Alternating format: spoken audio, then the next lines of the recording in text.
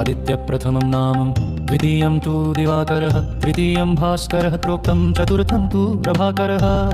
12 नामानि ते सूर्यदेव नमो नमः यः पातु मे सर्वदा हृदि जागरितो रविः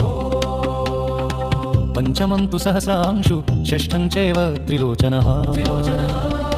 सप्तमं हरिदश्वश्च अष्टमं तु विभावसुः 12 नामानि ते सूर्यदेव नमो नमः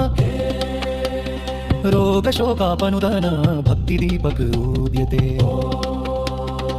नवमं दिनकृत्तरोक्तं दशमं द्वादशात्मक एकादशं त्रयीमूर्ति 12 सूर्य एव च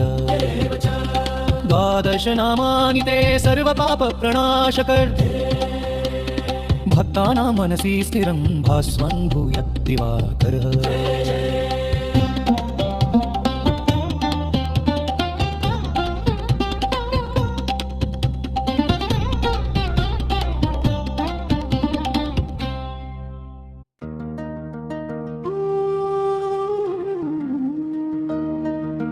प्रातरुत्थाय भक्त्या स्मरामि दिवसं प्रभुं हृदि भास्करं मध्यास्तम्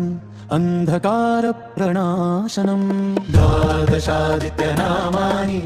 शुद्धचित्तः पठाम्यहम् ॐ दुःस्वपन्नान् दूरत कुर्यात् सर्वदुःखक्षयप्रदं दद्रुकुष्ठहरं देवं दारिद्र्यच्छेदनं विभुं पापपङ्कविनाशार्थं स्नानमिव मनोगृहे 12 भक्तिपूर्णः जपाम्यहं हे सर्वतीर्थसमायोगः सर्वकामफलप्रदं सौख्यमायुश्च निश्चिन्त्यहम् आरोग्यं तेजसा सह यः पठेत् प्रातरुत्थाय लभते मुक्तिमेव हि 12 नवदिन्यमृतं यथा